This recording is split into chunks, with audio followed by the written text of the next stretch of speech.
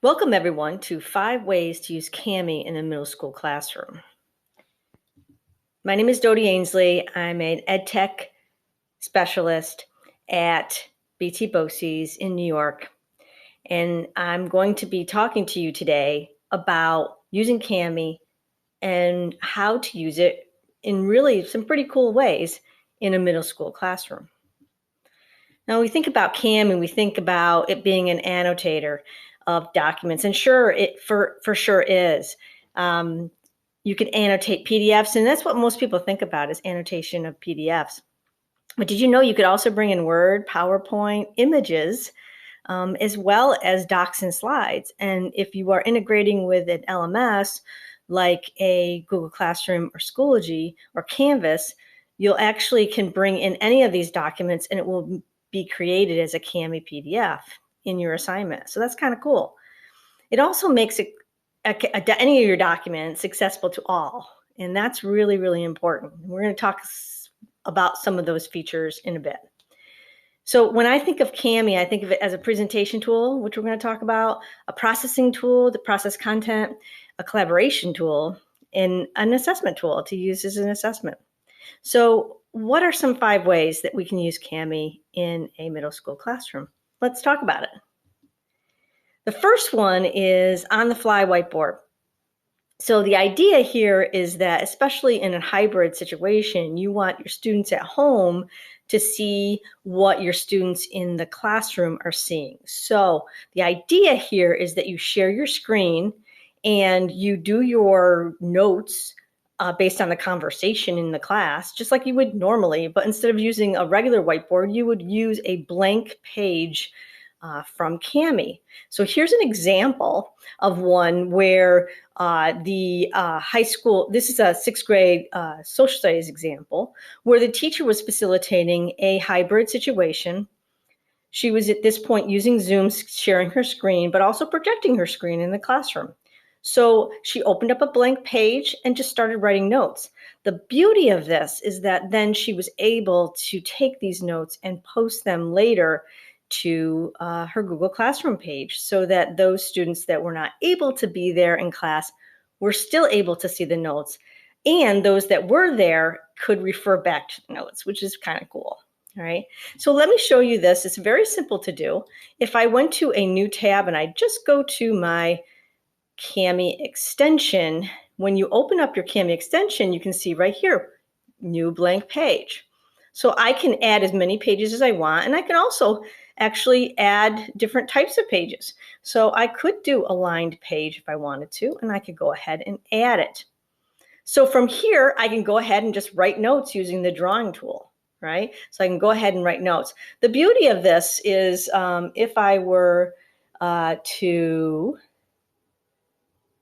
go ahead and do this, it will also allow me to save it. So again, remember we said save to drive or not. Now it depends on what you're going to be doing.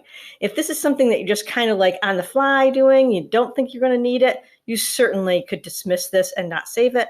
Most of the teachers I work with go ahead and save it to their drive. That way they can have it for later.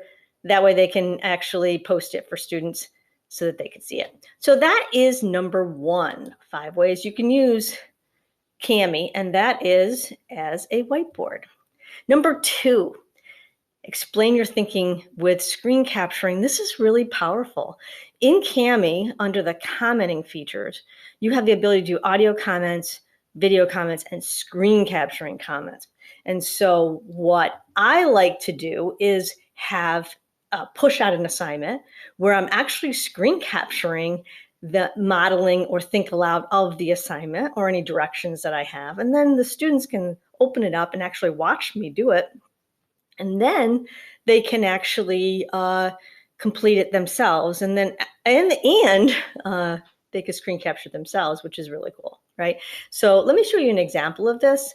In my Google Classroom here, I pushed this out as a math assignment. So it's 2-step equations. It's an algebra assignment. And I had my colleague, Josh, complete this for me. Thank you, Josh. So let me show you what this looks like from the student actually handed it in. In this case, Josh handed it back. So he opened up this assignment he was actually able to watch the first one being done by my colleague Cody, who's our master math guy. And so if I go ahead and play this. Okay, so we're going to work through this first equation, and then you all can try the rest. So the first thing I am going to do is subtract 2 from each side. I'll use green. So subtract 2 on one side, subtract 2 on the other. Those cancel out.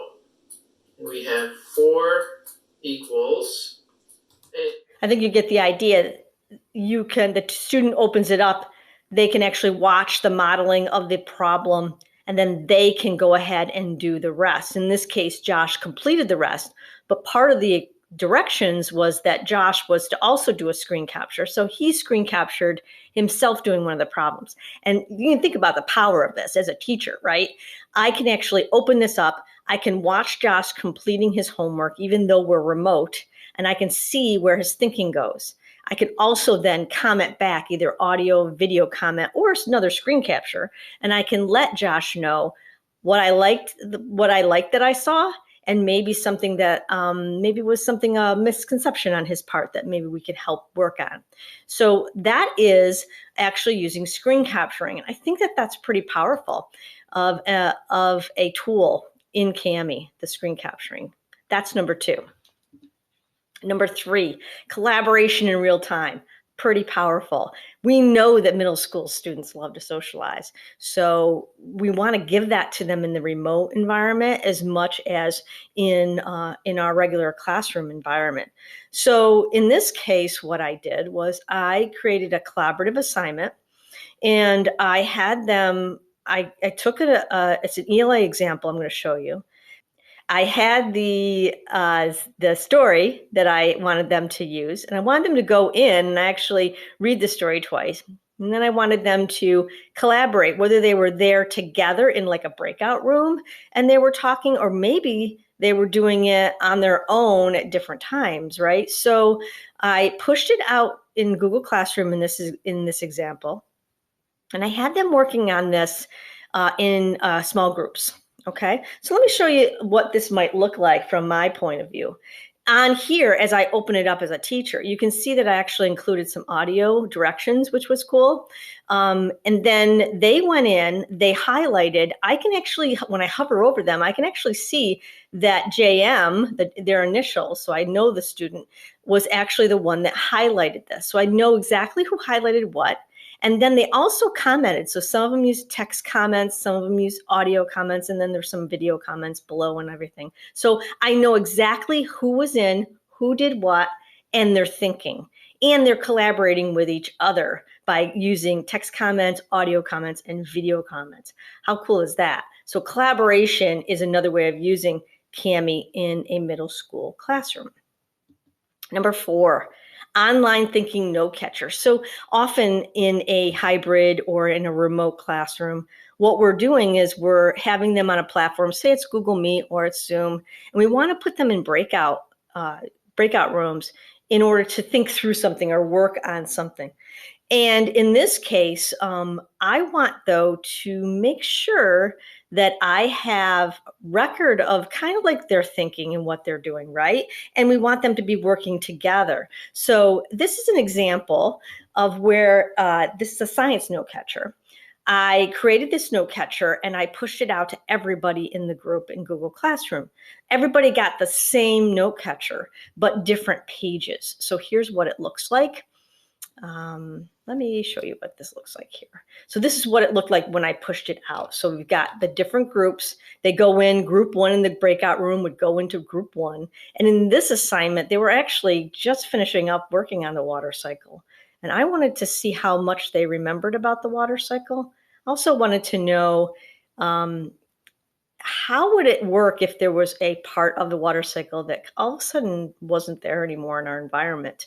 So I really want them to think about how important that part is and what might have happened to make that part go away in the environment, and what maybe some solutions to how to fix it. So they went into the same one, Group 1 went to Group 1 page, Group 2 went to Group 2 page, and they completed it. The beauty of this is that once they're done with this, then they can pop into another groups on this Kami document, and they can actually comment on it. And so there's some collaboration there too, which is really cool, right? So in this case, you'll see that the group went in and they worked on what would happen if evaporation was no longer in the water cycle. And so in this case, again, a great way to collaborate and to have as a digital note catcher, right? That works really good. I can then also be in the main room, not interrupt their thinking, but actually monitor what they're doing, which is kind of cool. If I see somebody like on the note catcher that's maybe there's a group that's not doing a lot, might pop into that group to say, hey, how's it going? What's going on? Do you need help? But I love this because I can monitor the groups without actually being in the group and interfering with their discussion. That was number 4. Number 5 is interactive journals. And so I love this in a lot of different subjects. Some teachers use it as a bell ringer. Others have used it as a reader response journal or a history journal or a health journal. And the idea here is that you create a journal for students to be popping into every day and then not handing in until either the end of the unit or the end of the week. But I can pop in at any time and see their progress. I can also interact with them. The cool thing about this now is there's a new feature and it's in beta. You need to make sure you turn it on in your settings. But once it's on, you can actually add YouTube videos right into the collaborative journal. And let me show you an example of that. So here are 2 examples, one science journal example where the video is embedded right into the journal, and the other one is a Spanish bell ringer journal where I have one of my teachers that every class they come into and the first thing they do is they pop into their journal, they complete their journal for the day, and then they're ready for the new learning. Let me show you what this note catcher looks like. Here it is. So on my end, this is on my end, my colleague, Marissa, wonderfully went through and started this for me. So you could see how it kind of works. From a student perspective, they would go in there, they would listen to my directions, right? And then they would go ahead, and as you can see, she completed the first one. I want to know prior knowledge, right? So I want to know, what do you know about chemical reactions? And then after watching the video, which is the phenomena, I want them to think about, what do you wonder? What is it that you wonder about as far as what happened in this video? And so they're interacting with this journal. I'm going to go in there periodically, see what their thinking is. And I might add an audio comment or a video comment or a screen capture comment. And so there's some give and take between me and the student in this journal. And that's why I love this. All right. So collaborative journals, interactive journals are awesome in Kami. Now, I know I said 5 things, but I threw in this because I just couldn't help myself. In language classrooms, Kami works amazingly well for a lot of reasons. And I wanted to show you 2 examples here from some of the language teachers I work with. The one at the top right shows a really simple kind of like review for language color words. And it was right before a break. And so the teacher gave it to the students to kind of just review that. And just kind of a fun way to review color names in this case, Spanish. The bottom part shows how you can use it for a listening activity, which is so important in language. We want them to be able to listen to the language as well as be able to speak the language, right? So in this case, the teacher went in, reread the directions in English, and then read the story in Italian. And then the student was going in and actually selecting the answer to the question. So they were able to listen to the passage in Italian by using an audio comment the teacher did, right? Super cool. You remember, you can also have them do audio comments in here and actually having speaking the language so that then I, as a teacher, even as a remote teacher, can hear them on a daily basis speaking the language, which I think is pretty powerful. So that was my bonus. Now, this is just like the tip of the iceberg. Kami can do so much more. Remember, there's a full integration with Google Classroom, Schoology, and Canvas. So in that respect, it's just really seamless when you assign Kami assignments and you grade Kami assignments and give feedback. There's a lot of features. And also, by the way, for students that get distracted easily, you can also restrict the features in it. So when you're doing the assignment, you can say, I only want them to have available to them 3 different tools. And that helps with some students that might be distracted. Accessibility features I mentioned briefly in the beginning, but the idea that you can do text to speech, there's voice typing in the text boxes. There's a dictionary, which is cool. Audio comments, we talked about video comments, and they have OCR capability in here too. So when you bring in a document that maybe has been scanned and it came in as an image, as opposed to the text itself, Kami will actually recognize that and say, hey, this looks like this is text. Do you want to run OCR? And if you say yes, it'll actually run OCR software through it and have it so that then you can use text to speech, which is kind of cool. And the last thing I want to mention, in a middle school classroom, I don't know about you, but when I was in middle school, quite often I would have like maybe a PDF of 100 pages or so I found somewhere that I wanted to use, but I really only wanted to use pages 5 and 6 maybe for homework. Well, Kami has, as part of their software, as their application, is split and merge. The ability to pull in a PDF and then pull whatever pages I want, save it as just its own, and then push that out. So split and merge is kind of really cool. I hope I got you to start thinking about some ways that you can use Kami in a middle school environment. Think about how might you engage your students in front of you with Kami, maybe using some of these features, maybe some other things. There's just so much that you can do with Kami. And remember, Kami has great resources. They have a YouTube page, they have a blog, they have a help center. They're always willing to help. So if you have any questions, please reach out to them. Also, don't hesitate to reach out to me as well. You can find me on Twitter or my blog. I'm super willing to help with any questions that you have. I wish you well this year, and go forth, use Kami. It's an awesome tool to engage kids. And the best part is that feedback loop back and forth, is so that you can really feel like you're right there with them, giving them feedback and encouraging their learning. Good luck. Have a great year.